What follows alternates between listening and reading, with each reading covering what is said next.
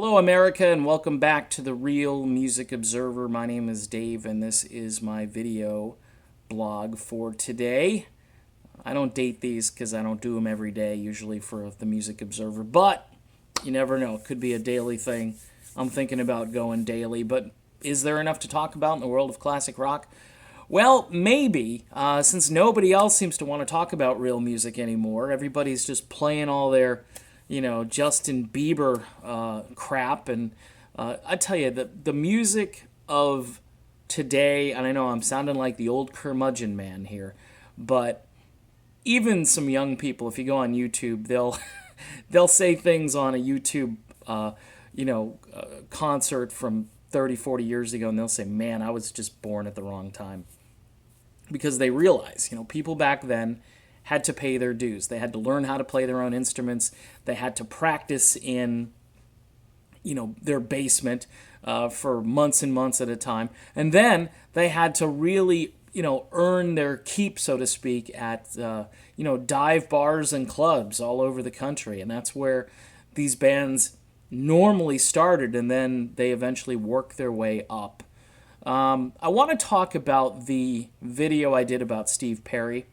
First of all, I want to clarify my love and admiration for Steve Perry as a singer.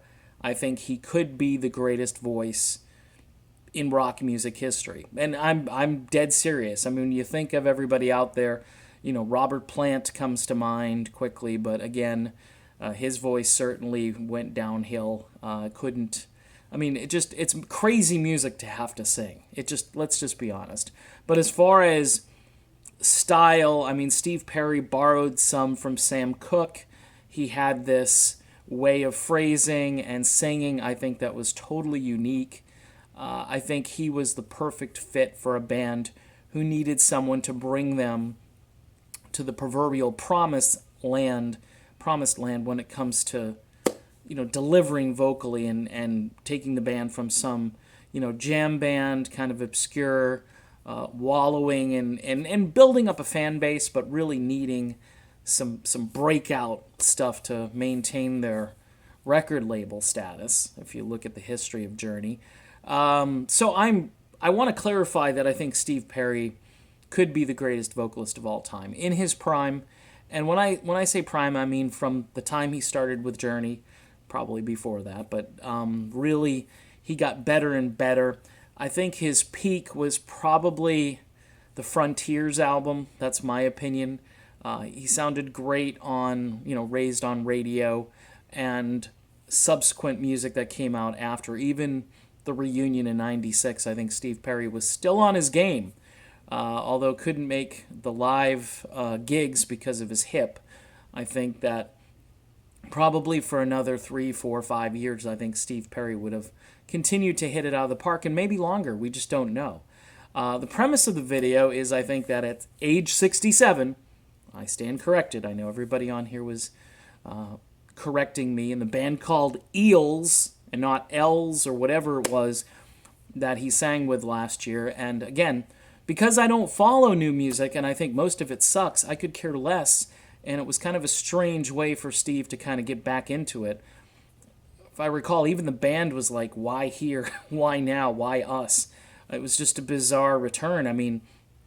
Perry would have been, I think, it would have been a funner thing if he had shown up at like a Journey tribute band night somewhere and just said, hey, excuse me, I'd like to sing a couple of songs.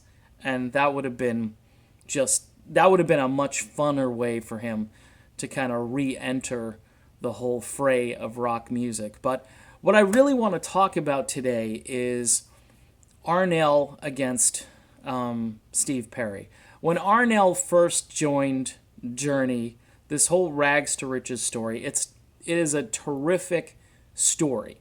So anyone who's going to bash me for kind of bashing Arnel here, because I'm going to do a little bit of that, you got to understand, I think it's great. Arnel is probably set for life now. He's probably got enough money to go, to stay where he is or go back to the Philippines and live happily ever after. It's a rags to riches story, but let's be honest here.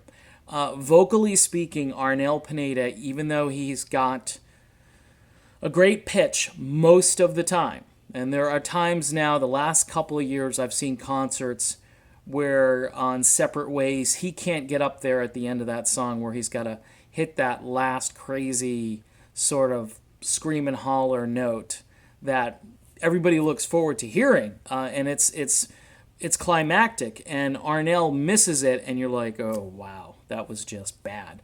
And he may have sung the rest of the song perfectly, but at that point, it didn't work. The other issue that I want to talk about is certainly his phrasing. Someone commented that Arnel doesn't even sing in English. He sings in English, and at times it sounds like it's broken English, or there's kind of you can tell that the language barrier has created kind of a grammar syntax. I don't know if that's even it, but there's some kind of a, like, he knows these words, and I'm sure he sang them a million times, but I don't think he puts the emphasis sometimes on the right syllable, and that causes it to sound like it's being spoken through an interpreter or something. Something about it doesn't sound right, and they can correct it in the studio. They can do take after take, and then he can sing a line and stop and sing a line and stop. But live, it tends to get like worse as the night goes on, and even though most of the song is sung well, there are bits and pieces which fall through the cracks. When Steve Augeri was in the band, he didn't have an issue with that. He sang it like Steve sang it. His voice may not have been up to the task all the time. It's a little thinner, Steve Augeri, but especially when he first came on board with Journey, I thought he still had a good, solid, the music was coming from his diaphragm, coming down low. Nowadays, if you listen to Steve, I know he had some health issues and he had some vocal cord issues. And that's, again, it just shows you how hard this music is to sing.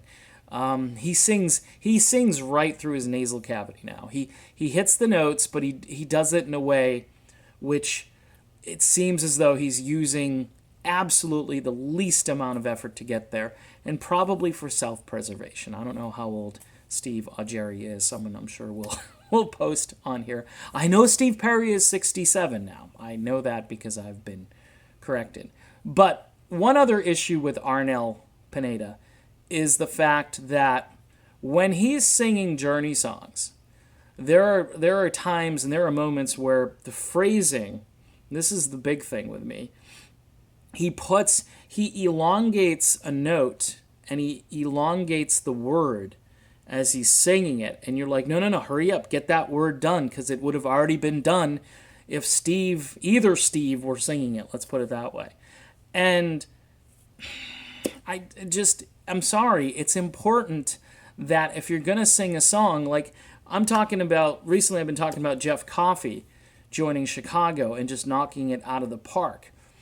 What he does really well is it's like a bunch of footprints you're following in the snow, and I shouldn't be talking about snow here in Southwest Florida, but it's as if you put your shoe, you're following that footprint, and you have to put your foot in the footprint, and sometimes you might miss it a little bit. You might be a little bit too short or a little bit too long on the approach. Jeff Coffey's foot lands right in that print every time. Arnel Pineda, he's wearing either bigger shoes or smaller shoes, or sometimes he's got part of the print and he's over or he's under, and that's a big problem when you listen to this music, because I'll tell you what, Journey means so much to so many people. I know that's goofy. I know it almost sounds like it's like worshiping a rock band, but I was 16 years old when I got to go see Journey, 1981, and hadn't got my license quite yet. I was actually taken to the concert by a DJ who I befriended and annoyed all the time on the radio with requests and so forth, and he got me the tickets. Cape Cod Coliseum, one of the worst places to see a rock show, but they had Journey in 1981. Just goes to show you how things have changed. And one of the best shows, just a mesmerizing concert. probably one of the first big scale concerts I had ever been to on top of it. So I think I had seen Hall & Oates before that, with Southside Johnny and the Asbury Jukes opening up. Can you believe that one? I've seen Elvis Costello, I think, either before that or after that. I can't remember. Probably after. The Journey thing was just such a big deal. And the music just sounded just beyond what I could have imagined there live. And Steve Perry he was the showman. He had like the tails and I think he might have even had the hat back then. I don't know if he was wearing a hat or not, and then he tossed it.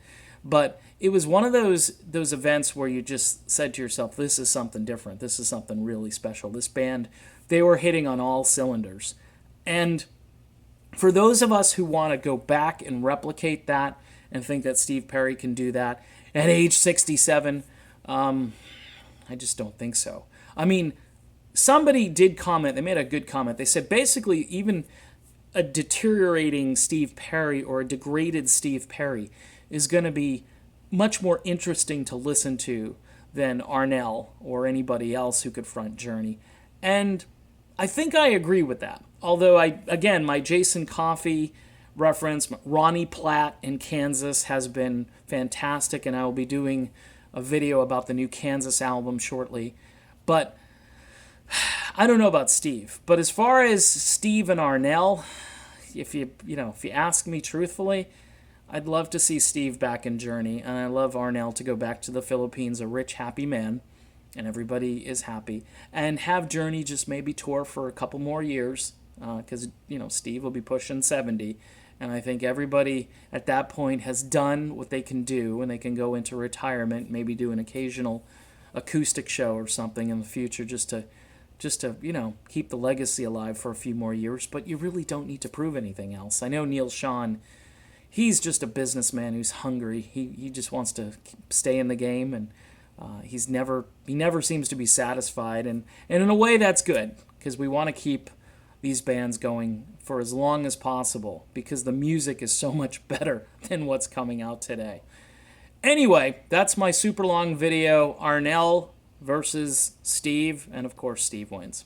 Even in the degraded form, Steve wins. That's the premise of the video. And if you disagree, I'm sure some of you will, and I'm sure you'll post away. Just try to keep your comments civil, okay? Talk to you later, everybody.